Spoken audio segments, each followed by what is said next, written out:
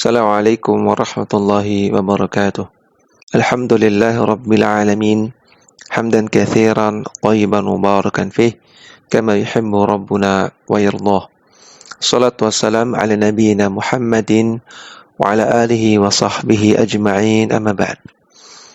Para santri sekalian, kembali kita lanjutkan membaca kitab At-Ta'liqat Al-Mukhtasarah ala Matn Al-Aqidah At-Tahawiyah karya Syekh Shalih bin Fauzan Al-Fauzan hafizahullah ta'ala, yang merupakan syarah terhadap kitab Al-Aqidah At-Tahawiyah karya Imam Abu Ja'far At-Tahawi rahimahullahu ta'ala.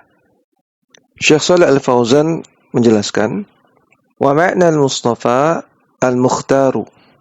Sedangkan makna dari al-Mustafa, maknanya adalah yang terpilih. Al-Mustafa adalah salah satu julukan bagi Nabi sallallahu alaihi wasallam. Maknanya al-Mukhtar, yang terpilih. Minal istisfa'i wa huwa al-ikhtiyaru. Al-Mustafa berasal dari kata-kata al-istisfa, yang maknanya adalah al-ikhtiyar, pilihan.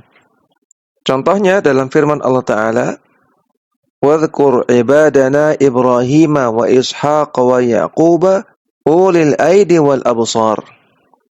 Dan ingatlah kisah hamba-hamba kami, yaitu Nabi Ibrahim, Nabi Ishaq, dan Nabi Yaqub, yang mereka punya kekuatan dan punya pandangan yang mendalam. Inna akhlasnahum bi khalisati dzikrad dar. Sesungguhnya kami berikan mereka nikmat berupa mereka senantiasa ingat kepada akhirat. Wa innahum indana laminal mustafainal akhyar. Dan mereka itu di sisi kami sungguh merupakan orang-orang yang mustafain, al-akhyar, yang terpilih. Surat Shad ayat 45 sampai 47. Kata Syekh Shalih Fauzan, al-mustafain dalam ayat ini jam'u mustafa, adalah bentuk jamak dari mustafa. Wa huwal mukhtaru, maknanya adalah al-mukhtar, yang terpilih. Maka al-mustafain, mereka orang-orang yang terpilih. Asluhu mustafa. Kata-kata mustafa itu akar katanya dari mustafa dengan huruf ta. Thumma ubdilat at-ta'u ta'an. Kemudian huruf ta-nya berganti menjadi ta. Fasarat mustafa, kemudian menjadi mustafa. Liyashula an-nutqu biha, agar mudah untuk diucapkan. Fal mustafa huwal mukhtaru. Kesimpulannya, mustafa artinya yang terpilih. Li'anna Allah subhanahu ikhtara Muhammadan sallallahu alaihi wasallam lirisalati. Karena Allah subhanahu wa ta'ala memilih Muhammad sallallahu alaihi wasallam untuk menerima risalah, artinya untuk menjadi rasul. Min baini qaumihi, di antara sekian banyak orang di kaum beliau. Di antara sekian banyak orang di kaum beliau, Allah Subhanahu wa taala memilih Muhammad bin Abdullah sallallahu alaihi wasallam. Ini sebagaimana disebutkan dalam sebuah hadis yang sahih, bahwasanya Rasulullah sallallahu alaihi wasallam bersabda, "Innallaha astafa Kinanata min waladi Ismail." Sesungguhnya Allah telah memilih Kinanah dari keturunan Nabi Ismail alaihissalam. Wastafa Quraisyan min Kinanata. Dan Allah telah memilih Quraisy yang merupakan keturunan Kinanah. Wastafa min Quraisyin Bani Hashimin. Dan Allah telah memilih Bani Hashim dari sekian banyak keturunan Quraisy. Wastafani min Bani Hashimin. Dan Allah telah memilih aku, yaitu Rasulullah sallallahu alaihi wasallam, dari sekian banyak orang-orang di Bani Hashim. Hadis sahih riwayat Muslim. Wallahu a'lamu haitsu yaj'alu risalatahu. Dan Allah yang lebih mengetahui siapa yang lebih layak untuk menerima risalahnya. Wala yakhtaru illa man yu'lamu annahu yastahiqqul ikhtiyara. Maka tidak mungkin Allah Ta'ala memilih kecuali orang yang dia diketahui sebagai orang yang layak untuk dipilih. Wa annahu yaqumu bil muhimmati. Dan diketahui bahasanya dia adalah orang yang mampu mengemban tugas menjadi seorang Rasul. Li'anna hadhil muhimmata Sa'batun wa 'azimatun. Karena tugas menjadi rasul itu sulit dan besar. Fala yakhtarullahu illa man huwa laha ahlun. Maka tidak mungkin Allah Ta'ala memilih seseorang kecuali orang yang layak untuk menjadi seorang rasul. Qala subhanahu, Allah Subhanahu wa Ta'ala berfirman, Allahu a'lamu haitsu yaj'alu risalatah. Allah yang lebih tahu siapa yang berhak menerima risalahnya. Surat Al-An'am ayat 124.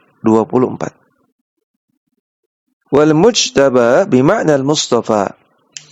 Sedangkan mujtaba maknanya sama dengan mustafa. Mujtaba juga artinya terpilih. Wan nabiyyu, sedangkan istilah nabi definisinya adalah man auha ilaihi Allahu bisyar'in wa lam yu'mar bitablighihi. Orang yang Allah berikan wahyu kepadanya berupa sebuah syariat. Wahyunya isinya syariat. Namun ia tidak diperintahkan untuk menyampaikannya kepada orang lain. War rasulu, sedangkan definisi rasul, man uhiya ilaihi bisyar'in wa umira bitablighihi. Rasul adalah orang yang diberikan wahyu oleh Allah yang isinya berupa syariat dan diperintahkan untuk menyampaikannya kepada orang lain. Wa hadza ashharu ma qila fil farqi bainan nabiyyi war rasuli. Ini adalah definisi yang paling masyhur yang disebutkan oleh para ulama tentang perbedaan antara nabi dan rasul. Wa ma'na umira bitablighihi, yang dimaksud dengan mereka diperintahkan untuk menyampaikannya, itu para rasul, ai umira bi ilzamin nasi. Mereka diperintahkan untuk memaksa orang untuk masuk Islam. Wa an yuqatilahum ala ma ja'a bihi. Dan diperintahkan untuk berperang, untuk berjihad, untuk memperjuangkan apa yang datang kepada mereka, yaitu risalah dari Allah Subhanahu wa taala. Sekali lagi, ini definisi yang masyhur. Namun ada definisi yang lain, sebagaimana yang dikuatkan oleh Syekh Abdul Muhsin Al-Abbad, hafizahullah ta'ala. Beliau mengatakan bahwasanya Nabi adalah orang yang diberikan wahyu dan dia diperintahkan untuk menyampaikannya, namun dia tidak mendapatkan syariat yang baru. Dia hanya melanjutkan syariat dari Rasul sebelumnya. Sedangkan Rasul adalah orang yang diberikan wahyu dan dia diperintahkan untuk menyampaikannya dan dia membawa syariat yang baru. Ini perbedaan antara Nabi dan Rasul. Dan wallahu a'lam, ini definisi yang lebih tepat. Karena tidak mungkin seorang Nabi diberikan wahyu, diberikan ilmu, tapi tidak diperintahkan untuk menyampaikannya. Padahal kita saja yang bukan Nabi, kita diperintahkan untuk menyampaikan ilmu. Nabi mengatakan, balighu anni walau ayah. Sampaikan dariku walaupun suatu ayat. Maka apalagi Nabi? Seorang Nabi juga diperintahkan untuk menyampaikannya. Namun, seorang Nabi tidak membawa syariat yang baru. Dia melanjutkan syariat yang dibawa oleh Rasul sebelumnya.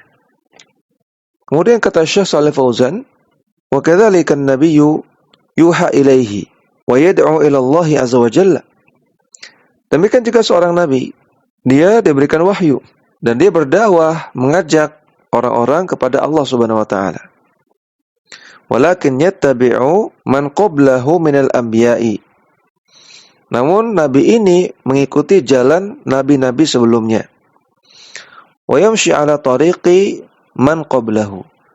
Dan dia berjalan, artinya mengamalkan syariat dari nabi-nabi sebelumnya. Wa la yanfaridu bi syari'atin khassatin. Dia tidak membawa syariat yang khusus, tidak membawa syariat yang baru. Mithlu anbiya'i Bani Israila. Contohnya para nabi dari Bani Israel. Ja'u bit-Taurati wa da'u ila Taurati. Mereka, para nabi tersebut, datang dengan membawa kitab Taurat. Dan mereka juga mendakwahkan manusia untuk mengikuti kitab Taurat. Allati anzalahallahu ala Musa alaihissalam. Yang mana kitab Taurat ini Allah turunkan kepada Nabi Musa alaihissalam. Berarti para nabi-nabi setelah Nabi Musa itu menjalankan syariat yang dibawa oleh Nabi Musa alaihissalam. Wal murtada bima'na al-mujtaba wal mustafa. Sedangkan istilah al-murtada Ini juga julukan yang diberikan kepada Nabi SAW. Ini juga maknanya sama dengan Al-Mujtaba dan Al-Mustafa. Semakna, yaitu orang yang terpilih, yang Allah pilih. Fal-murtada bima'na anna Allah irtadahu. Dan disebut murtada karena maknanya Allah Subhanahu wa taala ridha kepada Rasulullah sallallahu alaihi wasallam. Ya, ini yang bisa kita baca pada kesempatan kali ini. Mudah-mudahan bermanfaat. Wassallallahu ala nabiyyina Muhammadin wa ala alihi wa sahbihi wasallam.